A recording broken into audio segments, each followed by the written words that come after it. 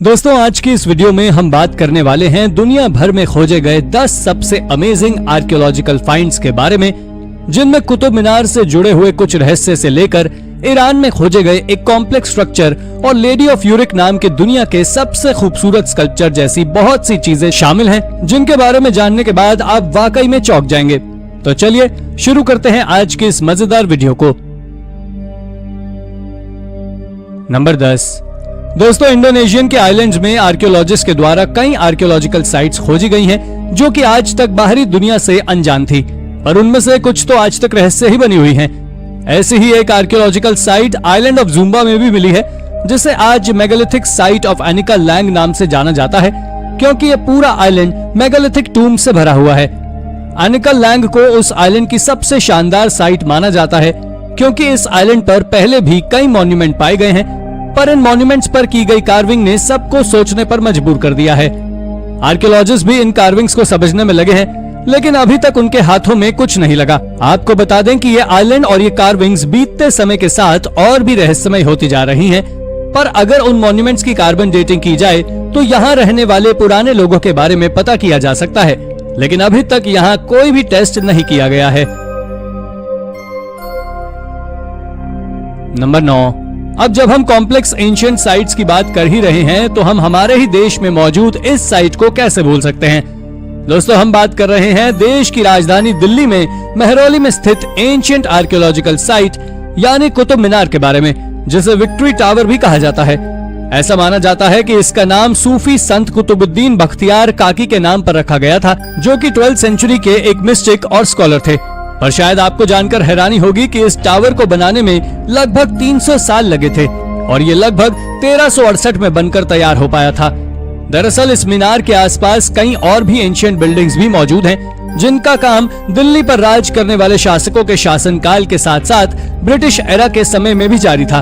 और इन्हीं मॉन्यूमेंट्स में से एक आयरन पिलर भी है, जिसमें कभी भी जंग नहीं लगता है। नंबर 8। दोस्तों अब हम आपको एक ऐसे खजाने के बारे में बताने वाले हैं, जो आज तक इंसानों द्वारा खोजे गए सभी खजानों में कुछ ज्यादा ही या कहें सबसे अलग है। इस ट्रेजर को आर्काई सचाई भी कहते हैं, क्योंकि इसको नॉर्दर्न इटली के एक छोटे से टाउन आर्किस्टेट से साल 1900 में खोजा गया था। दरअसल इस खजाने में रोमन्स के समय की हाई क्वालिटी सिल्वर से बने हुए वेल प्रिजर्व्ड आर्टिफैक्ट्स और क्राफ्ट्समैनशिप की एक अनोखी झलक देखने को मिलती है। शायद ही आपको पता हो कि इन सिल्वर वेयर को इतनी अच्छी तरह से तराशा गया है कि कहीं से भी ये 2100 साल पहले बने हुए नहीं लगते। और सबसे बड़ी बात तो यह है कि इसको खोजने वाले के नाम के बारे में भी अभी तक किसी को नहीं पता चला है, लेकिन इसको एक आदमी के द्वारा ब्रिटिश म्यूजियम को बेचा गया था, जिसका नाम एडोल्फ रॉजर था। इस ट्रेजर में कुल 5 मेन सिल्वर ऑब्जेक्ट थे, जिनमें एक जग, स्ट्रेनर, लैडल, स्पैचुला और एक कप था। एक्सपर्ट्स की माने तो उनका कहना है कि इनका इस्तेमाल वाइन को मिक्स और सर्व करने के लिए किया जाता था। नंबर 7। दोस्तों आज से लगभग 1000 साल पहले पेरू में बना हुआ पाचा नमक नाम से जाने वाला साउथ अमेरिकन कॉम्प्लेक्स एक बहुत इंपॉर्टेंट रिलीजियस कॉम्प्लेक्स है, लेकिन आपको जानकर हैरानी होगी कि इस साइट का नाम पैट्रिक कामक के नाम पर रखा हुआ है, जिन्हें मेकर ऑफ द अर्थ कहा जाता है और इन्हें ही गॉड ऑफ क्रिएशन, फायर और अर्थक्वेक्स का देवता भी माना जाता है। इस जगह उस समय में यहाँ रहने वाले लोग भविष्यवाणी करने में ज्यादा विश्वास रखते थे, जिस कारण से 7वीं सेंचुरी तक ये बहुत स्ट्रिक्टली रिलीजियस सेंटर बन चुका था। पर 7वीं सेंचुरी के बाद में इस जगह पर वरी कल्चर के लोगों के आने के बाद इस जगह का और ज्यादा एक्सपेंडेशन किया गया था। वरी कल्चर के खत्म हो जाने के बाद इस साइट का विकास या कहे निर्माण कार्य इश्मा कल्चर के लोगों के द्वारा किया गया था, पर पाशा कामक के टेम्पल्स और पिरामिड्स को 1533 में स्पेनिश लोगों के आने के बाद पूरी तरह तबाह कर दिया गया। नंबर 6। इसके बाद अब हम ईरान की एक ऐसी आर्कियोलॉजिकल साइट के बारे में बात करने वाले हैं, जो कि आज तक आर्कियोलॉजिस्ट के लिए एक सरदर्द बनी हुई है।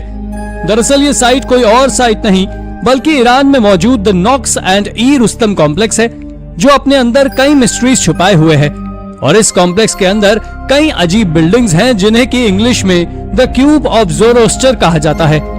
आपको बता दें कि यह एंशिएंट एशाम अंपायर की एक जेल थी, जिसका नाम सोलोमन था। इसकी ये बिल्डिंग्स आज एक रेप्लिका मानी जाती हैं और कई आर्कियोलॉजिस्ट का मानना है कि इस जगह पर कभी बहुत तेज आग लगी होगी, जिससे कि ये ज़ोरोस्टर टेम्पल्स एक बार में ही जलकर खत्म हो गए होंगे। और शायद इसी वजह से आज भी नोक्स-ई-रुस्तम में एक समय जोरदार आग लगने के सबूत मिलते रहते हैं। इन क्यूब्स ऑफ ज़ोरोस्टर पर हिस्टोरियंस और आर्कियोलॉजिस्ट के द्वारा कई बार रिसर्च की जा चुकी है, लेकिन कोई भी इसके बनाने के सही पर्पस को नहीं जान पाया है। Number 5।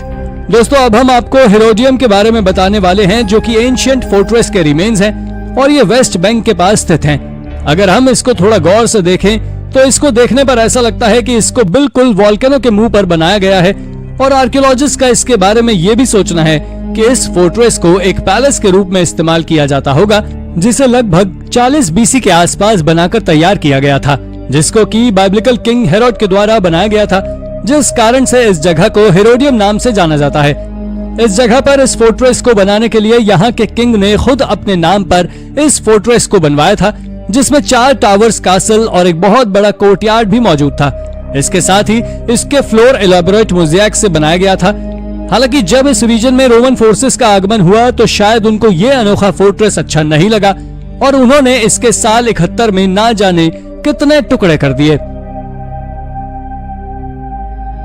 Number 4। Steel of vulture के बाद अब हम आपको जिस आर्टिफैक्ट के बारे में बताने वाले हैं उसके 2 नाम हैं। इसे लेडी ऑफ यूरिक और मास्क ऑफ वारका के नाम से जाना जाता है। अब आप चाहे इसे जो बुलाएं, पर यह हिस्ट्री के सबसे सुंदर स्कल्पचर्स में से एक है। जब आर्कियोलॉजिस्ट ने इस मास्क ऑफ वारका की कार्बन डेटिंग की तो उन्हें पता लगा कि यह आज से लगभग 5100 साल पुराना है। साथ ही मास्क ऑफ वारका को इंसानी चेहरे का सबसे पहला आर्टिस्टिक रिप्रेजेंटेशन भी कहा जाता है, जिसे मार्बल के एक पीस पर कार्व किया गया था।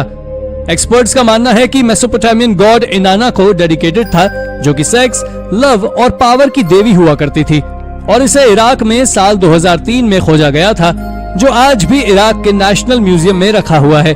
साथ ही इसके बारे में लोगों की तरह तरह की मान्यताएं भी हैं। नंबर 3।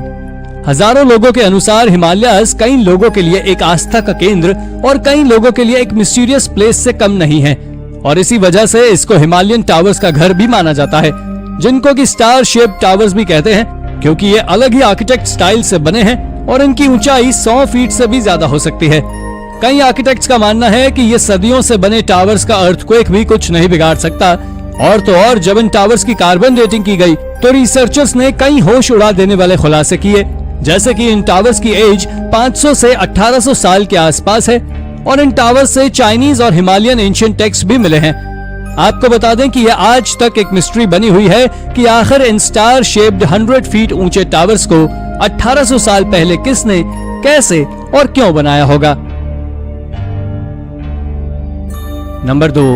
दोस्तों, अब हम आपको एक ऐसी रिंग के बारे में बताने वाले हैं जो वाकई में अपने अंदर कई राज छुपा के रखे हुए है। दरअसल इस रिंग को सबसे पहले एक प्रैक्टिसिंग ज्यू से रिलेट कर देखा गया था, जो कि एंशिएंट ग्रीक गॉड अपोलो के समय हुआ करते थे, जो आज से लगभग 2000 साल पहले के समय का माना जाता है। आपको बता दें कि ये रिंग साल 2020 नवंबर में वेस्टर्न वॉल के पास यरूशलेम में डिस्कवर की गई थी और ये ring typical juice jasper stone के द्वारा बनाई गई थी, जो एक बहुत अनोखी रिंग मानी जाती है, जिस पर एक टेलटेल साइन है, जिस कारण से इस रिंग को ज्यूस से रिलेट कर देखा जाता है। इसके साथ ही आर्कियोलॉजिस्ट का इसके बारे में ऐसा मानना है कि उस समय इस रिंग को एक सील की तरह भी यूज किया जाता था, पर इसकी सच्चाई से सब अनजान है, जिस कारण से इसे आज एक मिस्ट्री माना जा रहा है। नंबर 1। दोस्तों, कंप्यूटर, मोबाइल और टैबलेट्स तो आज के समय के इन्वेंशंस हैं, लेकिन ये किसी मॉडर्न आइडिया पर आधारित नहीं है, बल्कि ये प्राचीन वुडन बुक्स के कॉन्सेप्ट पर बेस्ड है। मैं ऐसा इसलिए कह रहा हूँ क्योंकि हाल ही में आर्कियोलॉजिस्ट ने बाइजेंटाइन एम्पायर के समय की एक ऐसी ही एंशिएंट वुडन बुक्स के रेलिक्स को टर्की के यानाकापी के थियोडोसियस पोर्ट में मौजूद एक शिप रेक से खोजा गया है, जो आज से करीब 1200 साल पुराने हैं। और अगर आप चाहें तो इसे 1200 साल पुराना आईपैड भी कह सकते हैं, क्योंकि ये उस समय कुछ ज्यादा ही रेयर हुआ करते थे। इस वुडन बॉक्स में वैक्स का इस्तेमाल कर लोग इसे यूज करते थे। ये वाकई एक बहुत बड़ी खोज है जो आपको चौंकाने के लिए काफी है। तो दोस्तों, ये थी हमारी आज की वीडियो। अगर आपको वीडियो पसंद आई हो तो वीडियो को लाइक करें और हाँ, चैनल को सब्सक्राइब करना ना भूलें। धन्यवाद।